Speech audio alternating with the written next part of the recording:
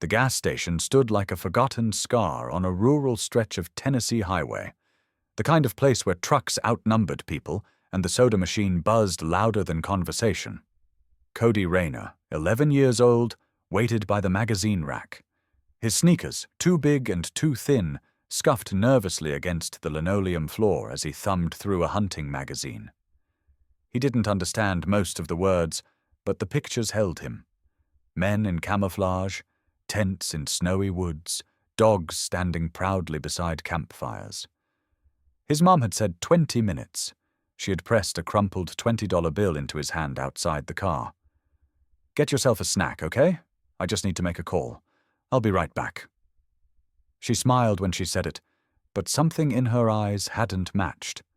That was 2 hours ago. The cashier, a woman with kind eyes and a weathered face, had begun to watch him. First curiosity, then concern. She said something into a walkie, glanced out the window, then back at Cody. "Your mama coming back soon, honey?" Cody nodded with a confidence he didn't feel. "She's just getting some stuff. We're heading to Kentucky after." The lie tasted strange. He didn't know where they were supposed to be going, just that they had argued all morning in the car, and she hadn't looked at him once since pulling off the interstate. The woman didn't push. But later, Cody heard her talking quietly to someone behind the station door. He caught words like police and abandoned, and his gut twisted in a way he hadn't known it could.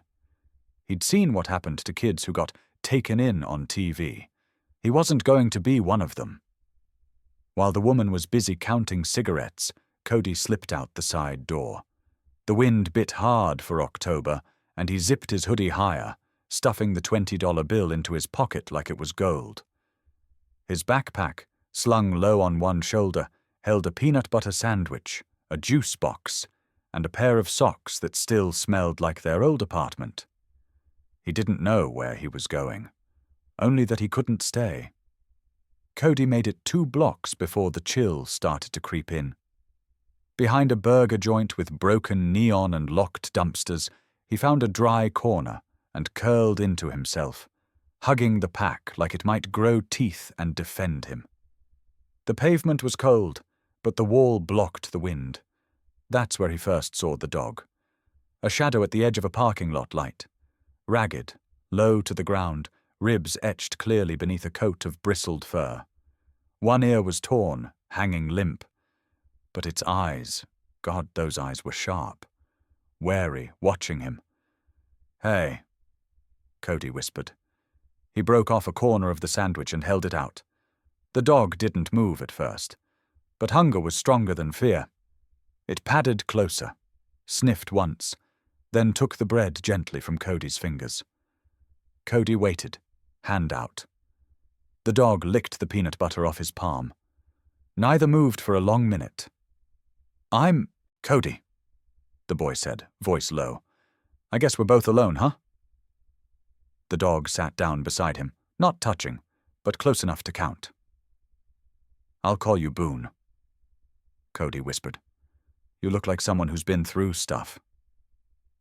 Boone wagged his tail once, just once, then curled beside him as if it had always been this way. That night, Cody didn't sleep much. Every sound made his muscles tense. Every car that passed made him duck lower. But when Boone pressed his body against the boy's side, warmth seeping through their thin protection from the cold, Cody felt something he hadn't in a long time. Safe. Not safe like walls or locks. Safe like belonging, like being seen. By morning, the world looked different. The sky was grey, but the fear had dulled to a manageable throb. Boone followed without question as Cody moved along back alleys and narrow streets, searching for breakfast, for shelter, for anything that didn't look like the inside of a patrol car. Behind an old church, they found a pile of coats in a donation bin. Cody took one that didn't smell too bad and gave Boone an old scarf to chew on. At a convenience store, he spent $3 on jerky and a granola bar, hiding the rest in his sock. By afternoon, they'd learned each other's pace. Boone would dart ahead, scouting alleys, then double back with a snort or low bark when something felt wrong. Twice he growled at passing strangers. Cody listened. That evening, crouched beneath a bridge where graffiti covered the supports like vines, Cody began to sketch in the dirt with a stick. A road, a cabin, trees, a sun. "Somewhere better," he said. "You'd like the woods, Boone. Nobody to run from out there. Just trees. And quiet." Boone rested his head on Cody's knee. They stayed under that bridge for 3 nights. The city was cold, noisy, uncertain. But each night, Boone curled close. Each day they found just enough to get by. On the 4th morning, Cody overheard 2 truckers at a diner counter talking about the old mountains a couple counties east. "Ain't nobody out there but ghosts and bears," one said. "Whole acres of abandoned cabins. You could disappear if you had a mind to." Cody's eyes narrowed. "Disappear," he repeated, then turned to Boone. "We're going," he said. "We're going to find something nobody else wants and make it ours." Boone tilted his head. His tail thumped once. They left town before noon. The wind was cruel and the road long, but they had each other. And in Cody's hand, tucked deep into his pocket, was the last thing his mother gave him, a crumpled $20 bill. He'd unfold it each night before sleeping, trace its faded lines like a map, then tuck it into a tin box he'd found behind a trash bin. He wasn't waiting anymore, but he wasn't forgetting either. The boy and the dog walked into the hills. Alone, yes, but no longer empty. Cody learned fast that staying invisible was a skill, one that could be sharpened by hunger, cold, and the steady presence of a dog who trusted only him. He and Boone drifted like ghosts through small towns and truck stops. They never stayed long. Boone had a way of sensing danger before Cody did. A growl when someone looked too long, a whine before a patrol car turned onto the street. It was like Boone could smell trouble hours before it came. Cody didn't question it anymore. He followed his dog's instincts like they were gospel. They stuck to alleys and back roads, sleeping behind churches, under park bleachers, even once inside an unlocked U-Haul at a repair yard. Boone always slept curled close, his torn ear flicking at the sound of raccoons or distant engines. In the mornings, they scavenged. Fast food wrappers, bakery trash, gas station leftovers. Cody got good at spotting what was still edible. Boone learned to sit and wait, while Cody asked for day-old bread with a practiced politeness that softened Clark's suspicion. It wasn't enough. Winter nipped early that year, and the cold soaked deeper every night. Cody's fingers cracked and bled. Boone's ribs began to show again beneath his shaggy coat. One night, camped behind a Dollar General with a half-eaten granola bar between them, Cody leaned against Boone and whispered, "We can't keep doing this." Boone didn't move, but his body stayed pressed close, as if he agreed. The next morning, Cody heard a conversation between 2 old men outside the store.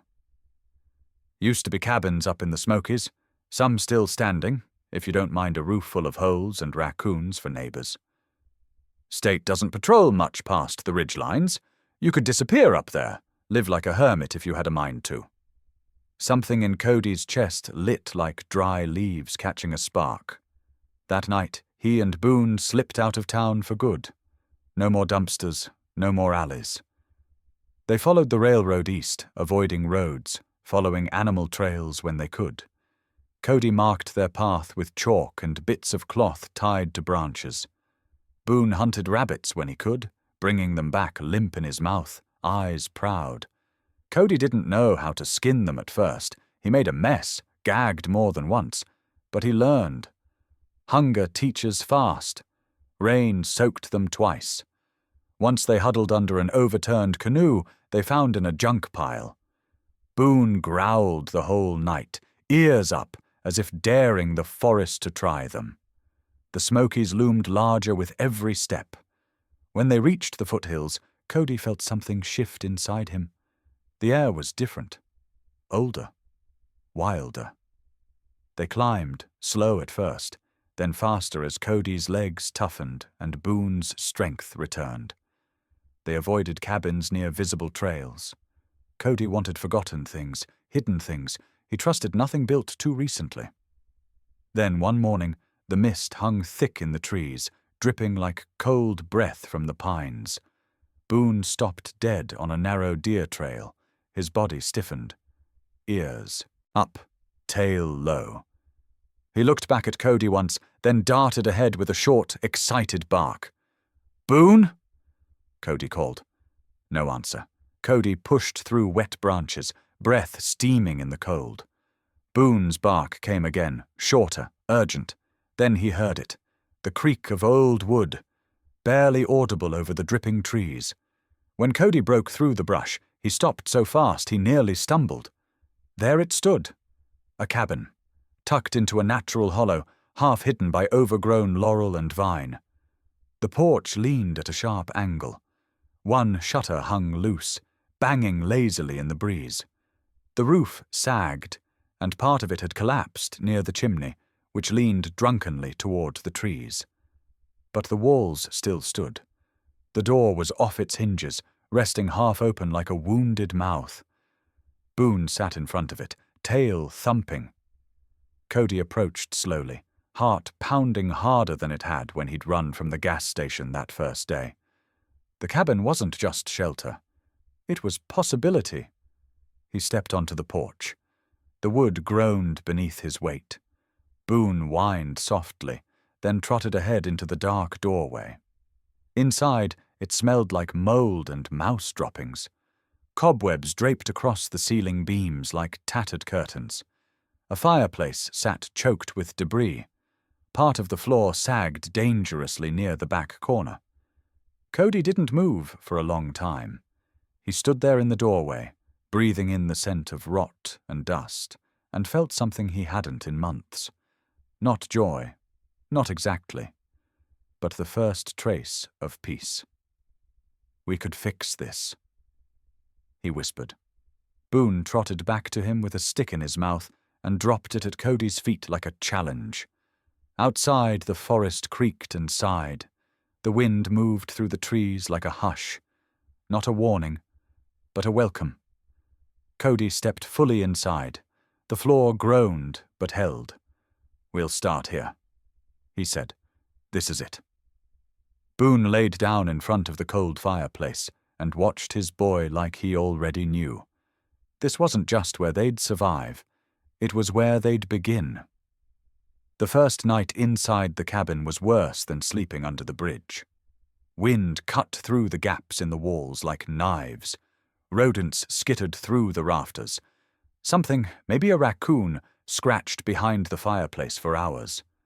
Cody curled in a corner on a pile of dry leaves he'd swept together, Boone pressed tight against his chest for warmth. The floor was too cold, the smell too thick, and sleep never came fully, just fragments between sounds. At dawn, Cody opened the creaking door and stepped into fog. Mist clung to the trees, swirling like it had weight. Boone stretched and trotted out, nose low to the ground, tail high and alert.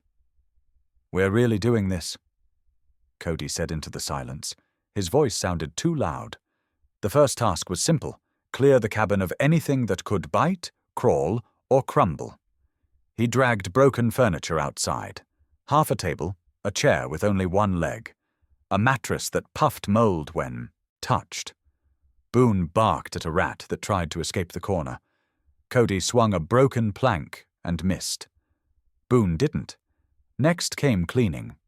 Cody found a rusted bucket outside and scrubbed the stone hearth with sand, then used smoke-blackened ash to scour the floor. He remembered a trick from a TV show. Ash, if you mix it right, cuts through grime. The water from the creek nearby helped, though his stomach cramped the next day. Lesson learned. Boone kept watch at the door, ears twitching at every sound. Water became priority number 2. After the cramps and vomiting, Cody realized the creek wasn't always safe. So he built a filter, charcoal from the fire, layered between moss, bark, and torn strips of a t-shirt. It wasn't perfect, but the water came out cleaner. He buried the shirt when it started to rot. Food came slow. Boone was better at hunting than Cody, but even he couldn't deliver daily. On one lucky morning, the dog dropped a squirrel at Cody's feet, tail wagging like he'd won a trophy. Cody gagged while skinning it, but he figured it out. The meat was stringy and tasted like wet leather, but it was hot. Boone got the bones. Most days they lived on roots, berries, and whatever Cody dared to pull from the woods. He watched Boone carefully. If the dog sniffed but didn't eat, neither did he. He marked the safe berry bushes with strips of blue cloth he'd torn from the lining of his backpack. He started keeping a map. An old magazine cover became his first canvas. Then he found a roll of waxy butcher paper behind the collapsed shelving. He carved a pencil from a stick and coal. The map grew day by day. A bend in the creek where water ran clear, a patch of wild garlic Boone led him to, a hollow log filled with mushrooms he'd learned to trust. He marked danger, too. Snake den. Bear tracks. A tree Boone growled at for no clear reason. They never went near it again. Nights were roughest. Boone shivered sometimes, even curled in a ball. Cody used bark and moss to chink the walls. It helped. He sewed a crude blanket from scraps of cloth and pine needles, tying them with fishing line he'd found tangled on a branch. Each night, before the fire burned out, Cody whispered out loud, "We're okay." Even if they weren't. He learned to light fires with a bow drill after running out of matches. His fingers bled the first few days, blistered and burned from trying. Boone watched silently, sometimes nudging his elbow when frustration made him slam things. But the first time a spark caught, Cody laughed, a sharp, breaking sound that echoed through the empty cabin. Boone barked once, tail wagging like they'd won a war. Wildlife came close sometimes. Once, Boone stood rigid at the window, growling low. Cody followed his gaze. Through the trees, maybe 50 yards away, a black bear ambled along the ridgeline. Boone didn't bark. He didn't move. Just watched, ears high, muscles locked. When the bear moved on, Boone finally relaxed. Cody let out a breath he hadn't realized he was holding. Another night, Boone woke him with a snarl, eyes locked on something slithering across the hearthstones. A copperhead. Cody didn't move. Boone lunged. It was over in seconds. "You saved me," Cody whispered. Boone licked the blood off his own paw and went back to the door. They were a team now. Cabin life shifted from survival to rhythm. Cody gathered each morning, firewood, water, food if he could. Boone hunted or scouted. They repaired the roof with bark and flattened metal sheets salvaged from the collapsed shed behind the cabin. Rain still leaked through, but not like before. He used mud to seal cracks, pine sap to patch leaks. Flat stones became cooking surfaces.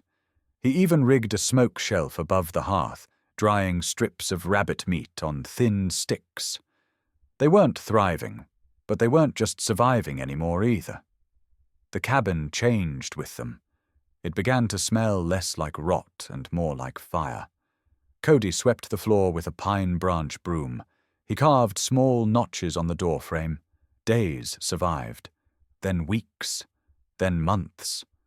One night, as the fire popped low and Boone rested his head on Cody's thigh, the boy reached into his tin box and pulled out the $20 bill. The edges were soft now, worn like old leather. "I don't know why she left," Cody whispered, "but I'm not going to wait anymore."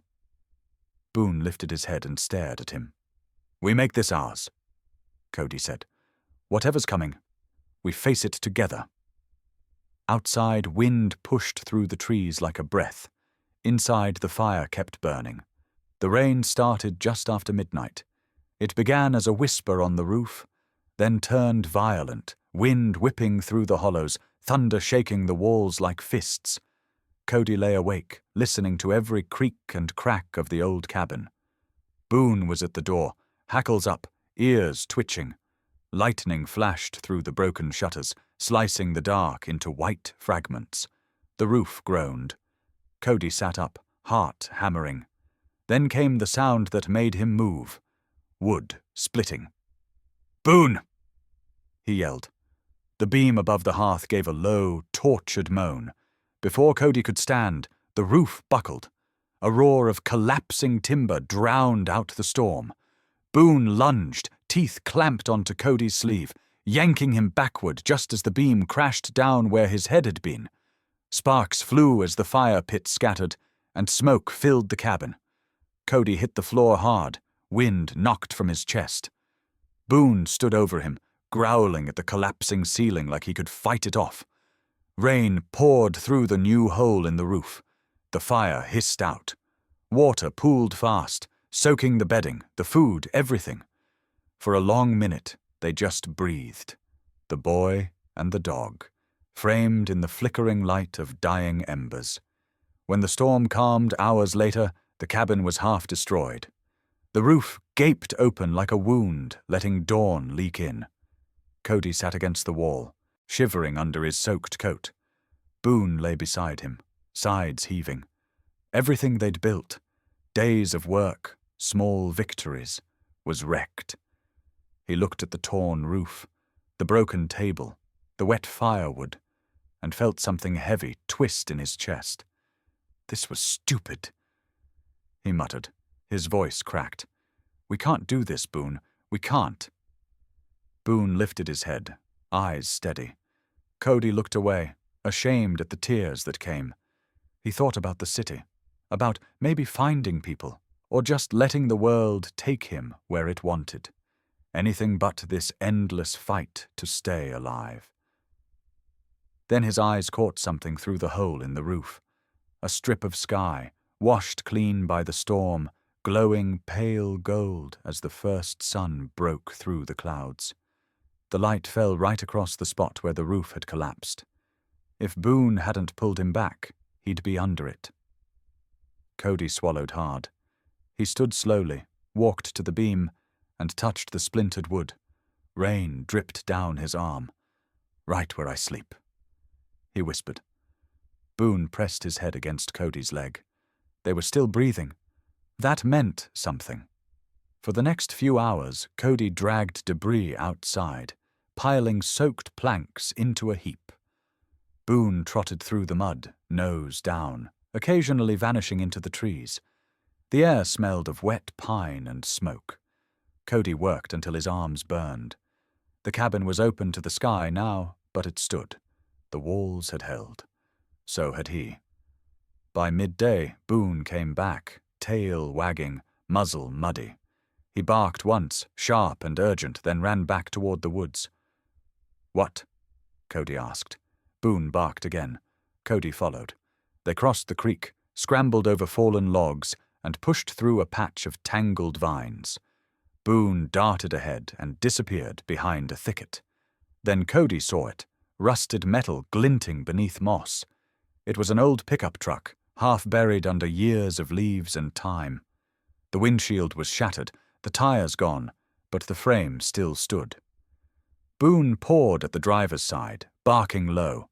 Cody climbed up and peered inside. The seat had been chewed to stuffing, but under the glove compartment something caught his eye. A metal box wedged beneath the dash. He yanked it free, the hinges squealing. Inside, a hammer, a handsaw, pliers, a box of nails sealed in plastic, and a rusted screwdriver. Cody stared, rain dripping from his hair.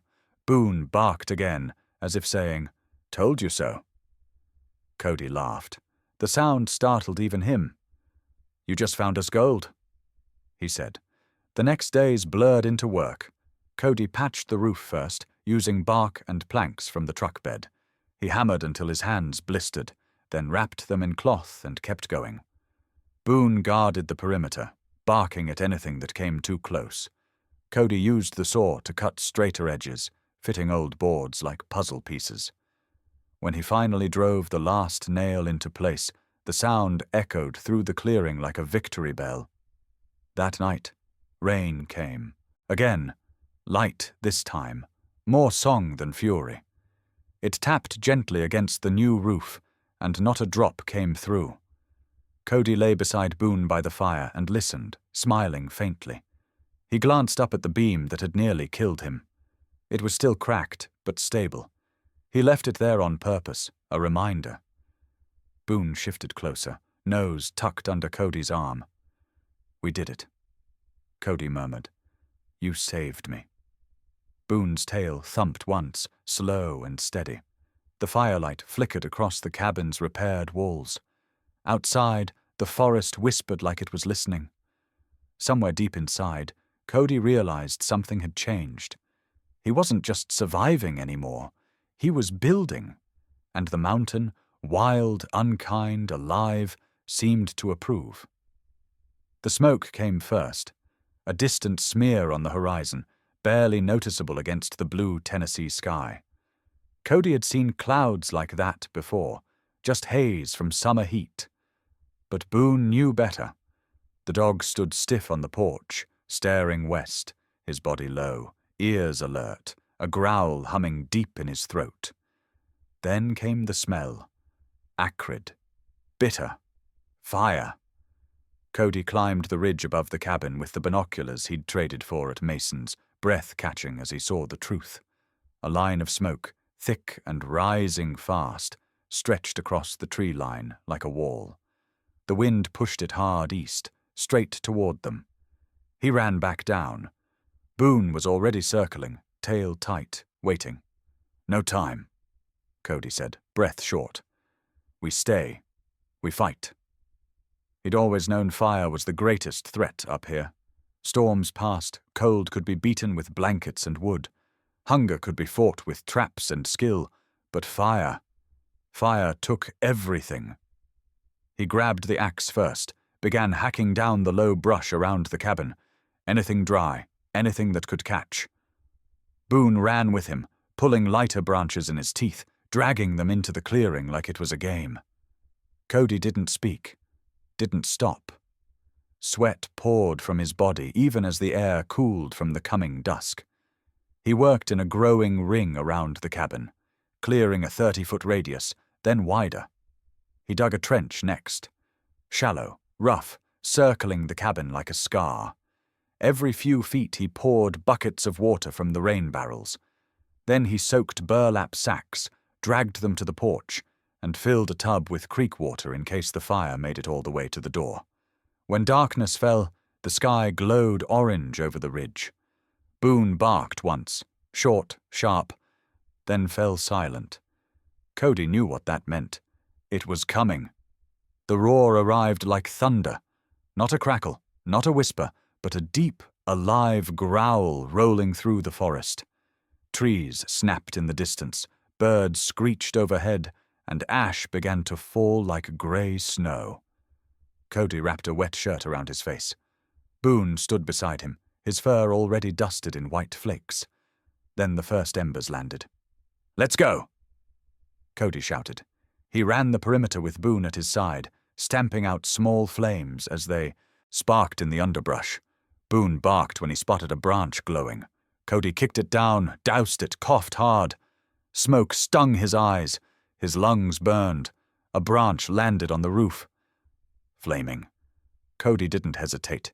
He grabbed the soaked sack, scrambled up the ladder barefoot, his boots too soaked to grip, and hauled himself onto the roof. The heat hit him like a furnace.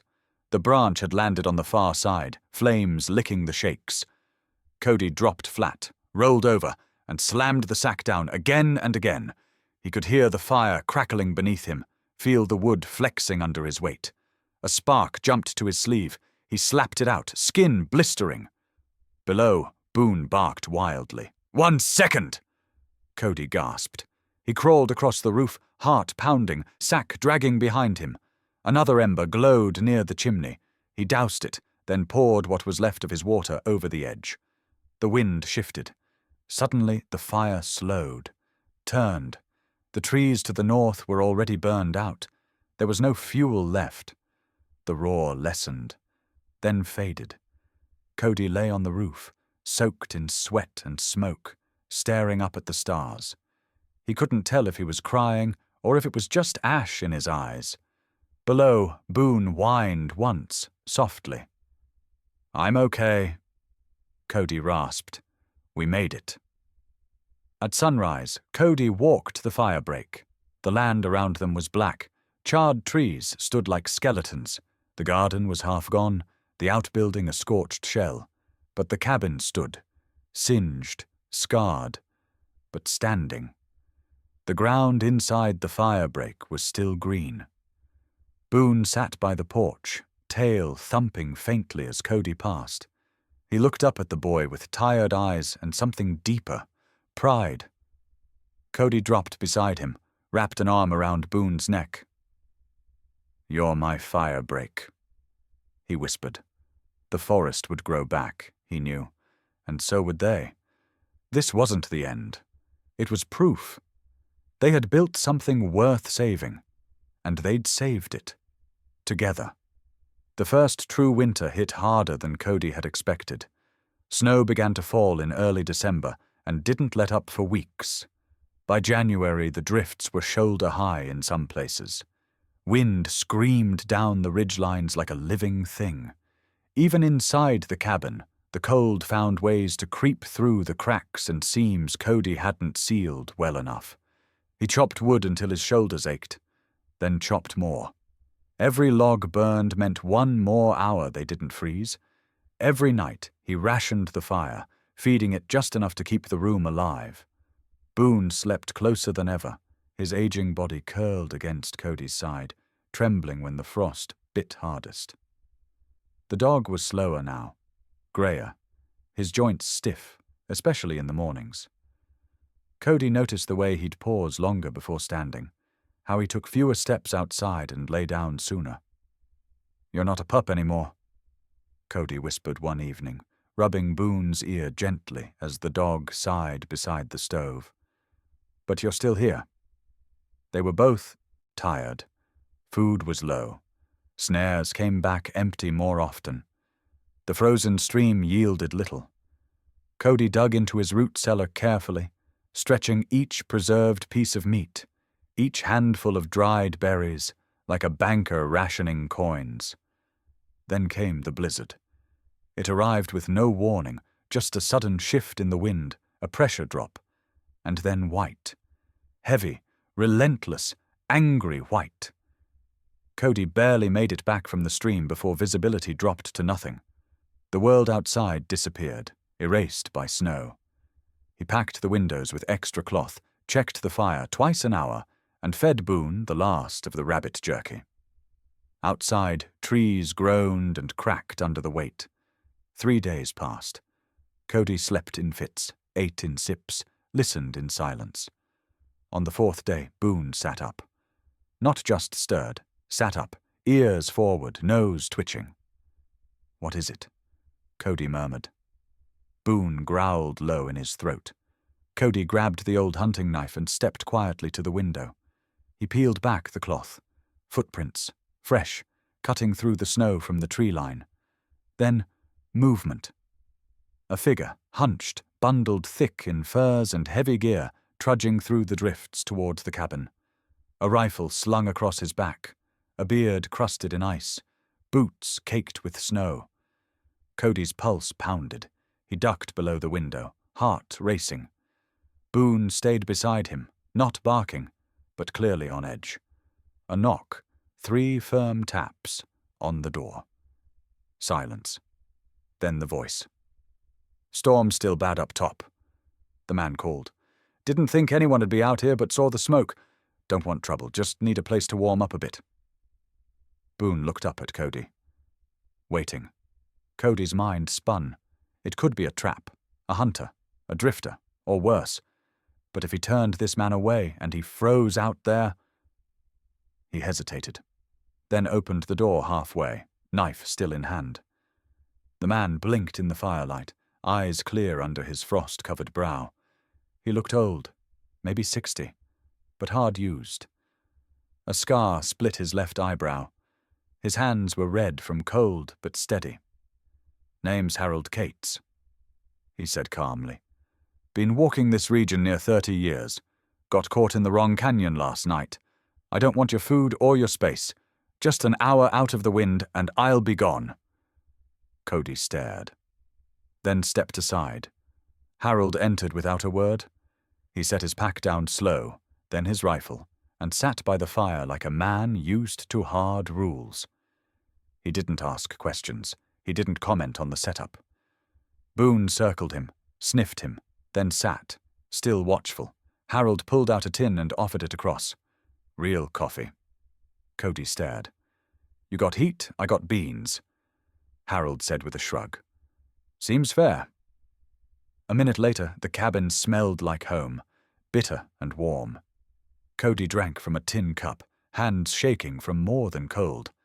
Boone settled finally, lying down with one eye still open. They didn't talk for a long time. Then Harold said, "You've done good here." Cody looked up. "This cabin, the way you've fixed it, the fire stack, the vent, the wall chinks, that's not beginner work. I had to figure it out.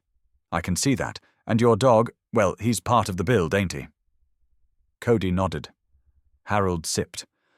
"I once lived in a place like this, back when I thought I could outlast the world. Turns out the world doesn't care if you're stubborn. You've got something different, though. You're building." They sat in silence again. Wind howled outside. Snow rattled against the roof. "I won't ask how you got here," Harold said finally. "But I'll tell you this. People forget things, but places remember." Cody frowned. "What do you mean?" Harold reached into his pack and pulled out a small bundle wrapped in cloth. He handed it to Cody. Inside, a film camera, old but clean, heavy in the hand, a roll of film still inside. "Found it at an estate sale a few years back. Never had a reason to use it. You might?" "Why?" "Because this place matters," Harold said. "And one day someone's going to ask how it all began. Might be worth showing them." Cody didn't know what to say. Harold stood, stretching his back. The blizzard was dying down. The wind had softened. Light leaked in through the cracks. "I'll be on my way," he said. "Storm's moving east. I can follow the trail before it fades." "You don't want food?"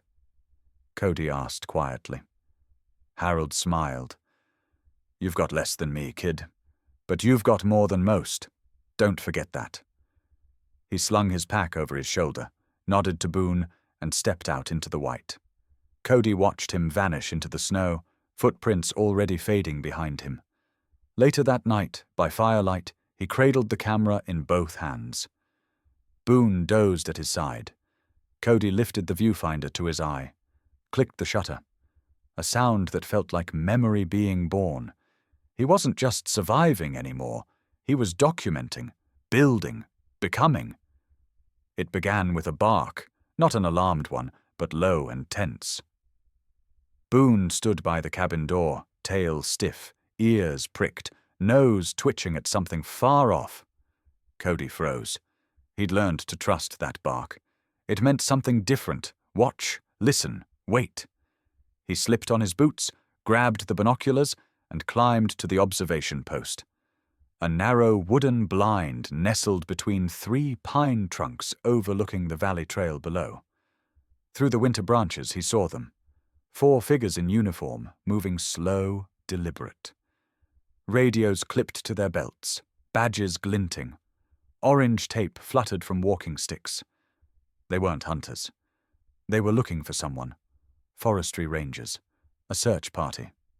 Cody's stomach dropped. His mind raced. They didn't seem to be searching for him. He wasn't on a wanted poster. But the danger was real. All it would take was one ranger curious enough to follow chimney smoke or wander off the path, and the fragile life he'd built could be yanked away like a thread, pulled from a sweater. He and Boone spent the next 3 days in silence. No fires, no cooking, No movement before dusk or after dawn. Just watching, listening, waiting. Cody moved through shadow like he had during his first year in the wild, vanishing into hollows, curling up under brush with Boone curled against him, always alert. He counted 3 different grid teams moving through the region. They were methodical, experienced, and close. One morning, through the scope, he saw a ranger kneel beside the stream trail, right where he'd walked last week. They examined the scuffed dirt. One pointed upstream. The group turned and kept moving. Cody's breath caught. That was too close. That night, huddled by the cold hearth, he whispered to Boone, "This can't go on. Not like this. I can't spend my life hiding from good people just doing their jobs." Boone blinked, rested his head on Cody's knee. "I need to be real," Cody said. "Legal. Recognized." It felt like saying it out loud summoned the weight of it. The mountain had taught him how to live, but not how to exist in the world. The next morning, Cody dug out a leather pouch where he kept his most important items: Harold's camera, a few photographs, a laminated map, and a folded page torn from an old county brochure that mentioned emancipation, a legal process to declare a minor independent. He hadn't understood most of it when he'd first found it in a box at Mason's store, but now it meant something. That afternoon, he made the journey down to Mason's general store. Old Mr. Mason squinted at him when he stepped through the door. Boone followed at his side, quiet but steady. "Well, if it ain't the mountain ghost," Mason muttered. "Been a while." "I need help," Cody said simply. Mason nodded once and pulled a stool behind the counter. "Sit." Over the next hour, Cody explained everything. His situation, how long he'd been alone, his income through carved goods and bartered trade, his self-study, his desire to go legal, not to be adopted or taken in, but to be granted emancipation and eventually claim the land he'd made into a home. Mason didn't blink. "You know this ain't easy, son. It's not just paperwork. There'll be interviews, background checks, court dates. I'll face all of it. You have any proof?" Cody reached into his coat and pulled out the thick binder he'd assembled. Photos of his cabin's repairs, journals showing inventory and expenses, notes from books he'd read and quizzed himself on, diagrams of his water system, preservation techniques, even growth charts from his garden. Mason flipped through the pages, whistling low. "This ain't a binder. This is a damn dissertation." Cody held out a second packet. "And these are letters. From people who've traded with me. People who've been to the cabin. I wrote them to ask for statements. I can mail them for you," Mason said, almost reverently. "But the court will need a sponsor, someone willing to appear with you." "I was hoping—" Cody hesitated. "Maybe Harold Cates?" Mason's eyes softened. "That old coot's got enough weight in this county. If he vouches for you, they'll listen." Harold did more than vouch. When Cody made the long hike to Harold's trapline shack near the border ridge, the old man listened, nodded, and went silent for nearly a minute. Then he stood, pulled a coat from the peg, and said, "We're going to town." The courthouse in Benton County hadn't changed in decades. Stiff wood benches, a clerk with glasses and a permanent frown. But Cody wasn't afraid. Not anymore. He stood taller than he used to. Not just in height, but in how he carried himself. He told his story. Not everything, but enough. He showed photos, handwritten logs, his carved tools. A short video Harold had taken of him repairing a section of roof in a winter storm, Boone at his side, tail wagging like a metronome of persistence. Cody answered questions from a woman in a grey suit who asked why he never reached out for help. "Because no one came," he said. "And I didn't want to be placed somewhere. I didn't want to survive. I wanted to build something." The judge didn't smile, but she didn't frown either. She leaned back, fingers steepled, and said, "We'll need time to review." Outside, snow had begun to fall again. That night, back in the cabin, Cody wrote a letter.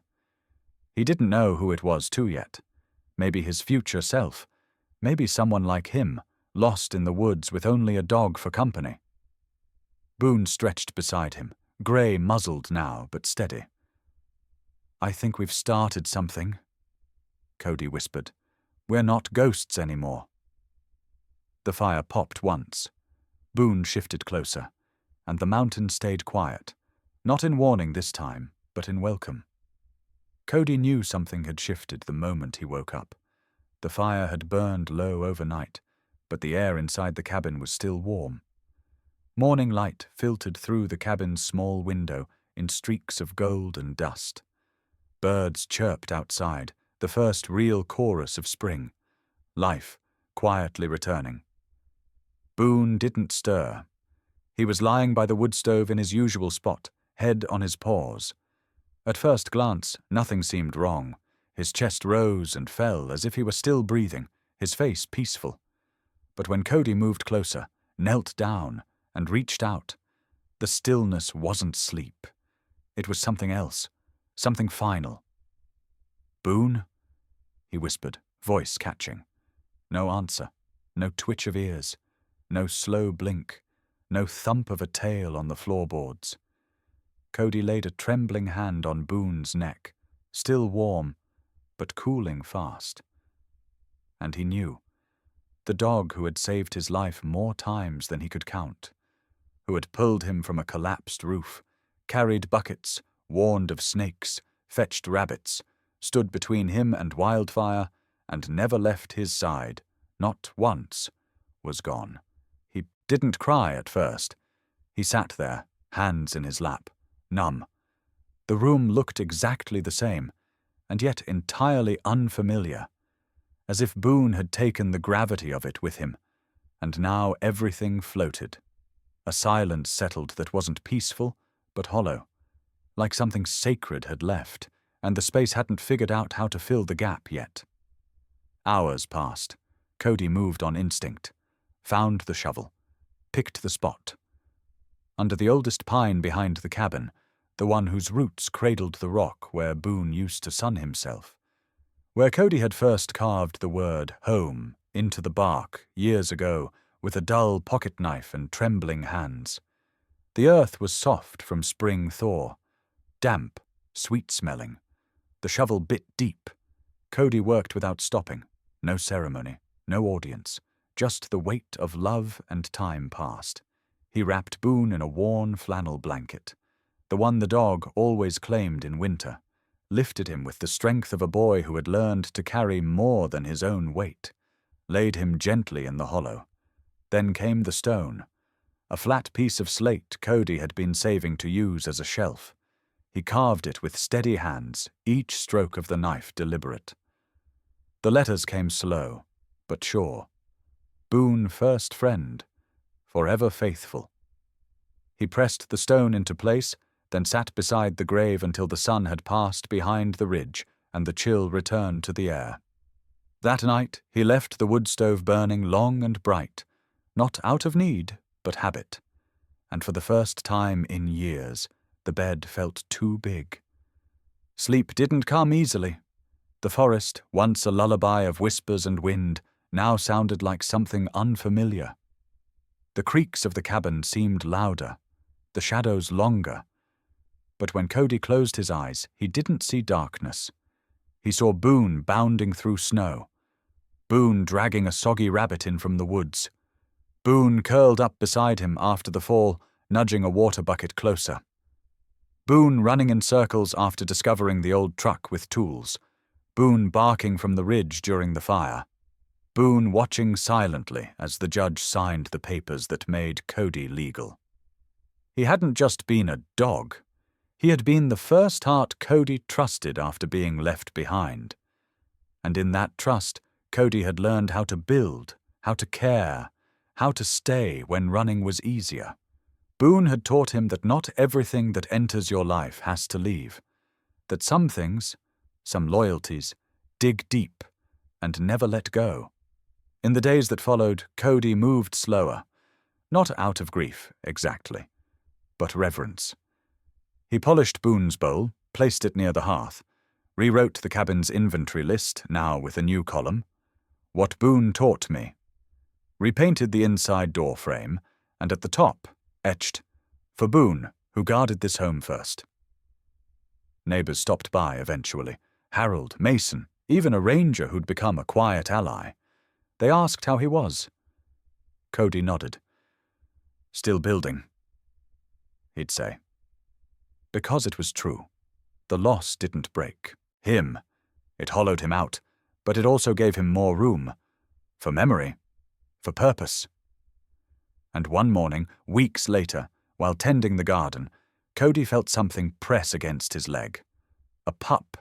Thin, skittish, muddy, but curious. Watching him with wary, expectant eyes. Just like Boone had. Cody crouched, held out a hand. Hey there, he said softly. You hungry? The pup inched closer. A few feet away, under the pine tree, Boone's grave sat in dappled light.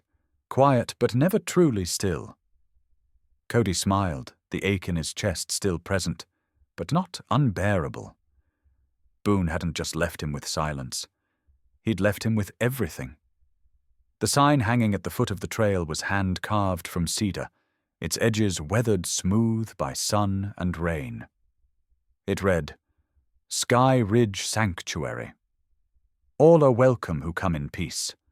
Cody Rayner, now 21, stood back and adjusted the angle, stepping onto the gravel path to check its alignment with the gateposts. Behind him, the cabin, once a half-collapsed shack in the forest, now stretched into a modest compound of life, growth, and second chances.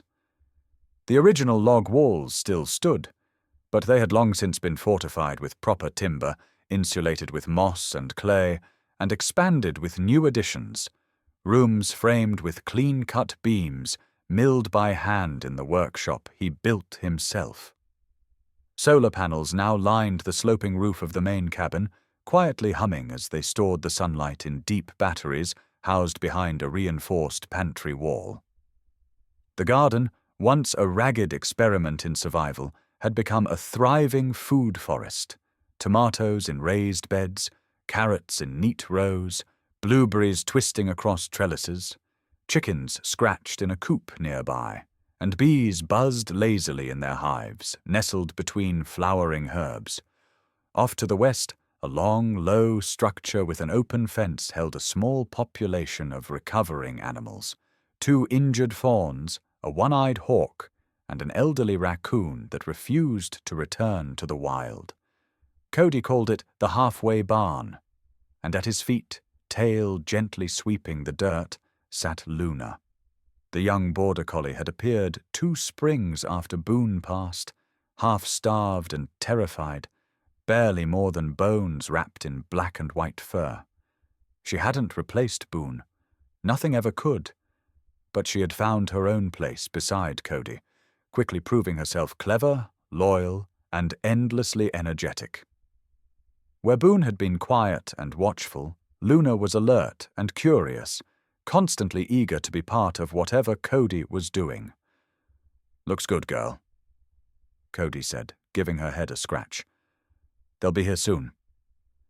She whined softly, tail speeding up. He stepped back through the open gate and toward the workshop, where wood shavings curled along the floor and the smell of cedar hung thick in the air. Inside, a half-finished bench sat clamped in place. Smooth joints, pegged legs, everything cut with care. These days, Cody's furniture sold at small galleries in Asheville, Knoxville. Even a few out-of-state commissions came through Mason's old connections. The income supported the sanctuary, and Cody never took more than he needed for himself. He finished tightening the last bolt on a new bunk bed frame, just in time to hear the distant crunch of tires on the gravel road. Luna barked once and took off at a trot. Cody walked calmly toward the drive, wiping his hands on his jeans. A large white van pulled into the clearing, dust curling around it like breath.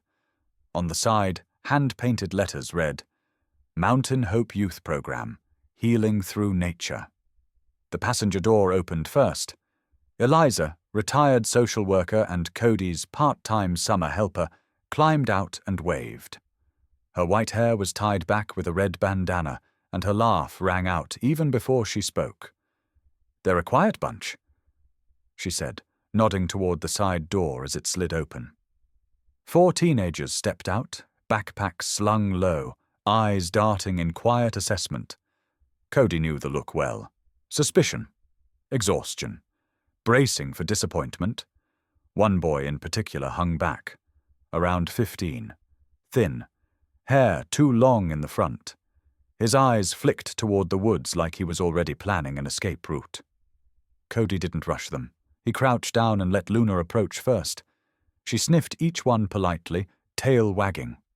The smallest girl cracked a smile and reached out. Cody straightened, gave her a nod. "I'm Cody," he said simply. "This is Luna." He looked at the boy who stood furthest from the group. The kid avoided his eyes. "You're safe here," Cody said. "There's no one to impress, no one to chase you. We just build things, grow things, fix things." Eliza handed him the clipboard with the intake forms. Cody skimmed the names. Only half of them would use their real ones. That was fine. Trust took time. Over the next hour, the group settled into the bunkhouse. Cody had built it himself over the last 2 years. A shared kitchen, 6 beds, a main room with a stone fireplace, and wide windows facing the ridge. Each bed had fresh linen and a small carved animal on the pillow, a habit Cody had started after the first group asked if they could keep their room tokens. After orientation, Cody led them to the garden, showing them where the tools were stored and how the rainwater system worked. One girl asked why he didn't have a tractor. "I do," he said, smiling. "But these," he held up his hands, "they grow stronger this way." In the workshop, he showed them how to plane boards, how to sand with the grain, how to drill straight. No lectures, just quiet work. Let the hands remember what the heart had forgotten. By the 3rd day, the quietest boy, his name turned out to be Tyler, asked if he could try carving something. Cody handed him a block of softwood and a small blade. "Nothing fancy," Cody said. "Just let it tell you what shape it wants to be." That night, they sat around the fire pit. Luna rested her head on Tyler's lap. He didn't flinch. Cody watched, saying little, letting the fire do what fires have always done: draw people in, make them believe in warmth again. When everyone had gone to bed, Cody sat on the porch of the main cabin, staring out across the clearing. The forest rustled gently. The stars blinked through high branches. Somewhere an owl hooted once, and Luna stirred at his feet. Boone's grave lay in shadow now, beneath the old pine, but the stone still caught the moonlight in a quiet glow. "Still watching, huh?" Cody said under his breath. He thought of the day he arrived here, broken and barefoot, with a $20 bill and a dog who never let him give up. Everything that stood now, this garden, these buildings, these kids, none of it would have happened if not for Boone, a mutt with a torn ear and a heart 10 times bigger than his frame. And maybe that was the point. You don't start out to build a sanctuary. You survive. You stay. You heal. You grow. And then one day you realize what you've made, a place where no one gets left behind. Cody closed his eyes, let the cool air pass through him, then stood and walked back inside, where a new chapter waited with morning's first light. Spring moved through the mountains like a quiet tide. The snow had melted, leaving behind soft earth and budding green. Sky Ridge Sanctuary was alive with movement. Shovels breaking new ground, hands tending early sprouts, the hum of a generator charging off sun. A new group had arrived 3 days ago. 7 kids. All different stories, same shadows in their eyes. Cody could see it from the moment they stepped off the van. The guarded shoulders, The silence between questions, the glances toward the woods like they still weren't sure if this place was real. Luna had done her part already. Her gentle approach, her ability to sense who needed her most, made her the first soul these kids let in. That morning, Cody was leading a small group through the East Grove, explaining how to track seasonal changes by bark color and plant growth. His voice was calm, the tone of someone who once survived by noticing small things. They stopped near the base of the old pine. The trunk was thick, the roots wide and reaching. And there, at the foot of the tree, sat a weather-worn carving, a life-size sculpture of a German shepherd, head high, ears alert, tail resting by its side. The stone around it was carved with soft, simple words. Boone first friend, forever faithful. The kids gathered around quietly. Some stared. Others just took in the silence. One boy, maybe 12, hung back at first. Skinny, sharp-eyed, a fresh scar down his left forearm, not yet faded. His name was Gabe, and he hadn't said much since arriving. Now he stepped closer, stopped just short of the carving. Looked at Cody. "Is that the dog from the story?" he asked, voice barely above a whisper. Cody smiled. It was the first real question Gabe had asked all week, crouched beside the statue, placing one hand gently on Luna's back as she sat beside him. "He didn't just guard the cabin," Cody said. "He guarded a boy who had nothing left." Luna let out a soft breath, almost a sigh. The wind stirred through the grove. From across the garden, a radio buzzed to life. "Tonight?" the voice said. It was Harold's, pre-recorded, broadcasting a local segment from his amateur radio show. "We honor a boy who built more than a home. He built a place where others can begin again." Cody stood slowly, eyes lifting to the sky above the treetops. It was wide and blue, same as the day he first arrived here barefoot, cold and lost. Everything was different now. But in many ways, the cabin hadn't changed. It still held people who needed time, still gave shelter to stories not yet finished, still taught that healing didn't mean forgetting. It meant choosing to live anyway. He looked at the group, some crouched near wildflowers, others listening to the birdsong. A new life taking root, quietly, patiently. As he turned back toward the cabin, Gabe remained beside the statue. Cody paused. "He'd have liked you," he said. The boy didn't speak, but his eyes didn't move from Boone. Later that evening, when the sun dipped low and painted the sky with flame and lavender, Cody placed a second marker beside Boone's. A smaller one, freshly carved. It read, "Luna, the one who stayed after, the one who still watches." That night, inside the lodge, the kids took turns reading aloud. Poems, short stories, letters they'd written but never sent. Luna lay on the floor beside Gabe, his fingers buried deep in her fur. Before the lights dimmed, Cody stepped outside and sat on the front steps. The forest stretched before him, endless and still. Behind him, the cabin stood strong. Inside him, the boy who once hid from the world had become the man who built space for others to step into it. The porch light flickered once, catching the edge of the Boone statue just beyond the tree line. Still guarding, still waiting. The screen faded to black. Then words appeared. "He didn't bark for food. He barked for the forgotten. What's your story with a loyal pet?" Support our channel, German Shepherd, where stories of resilience, loyalty, and second chances come to life.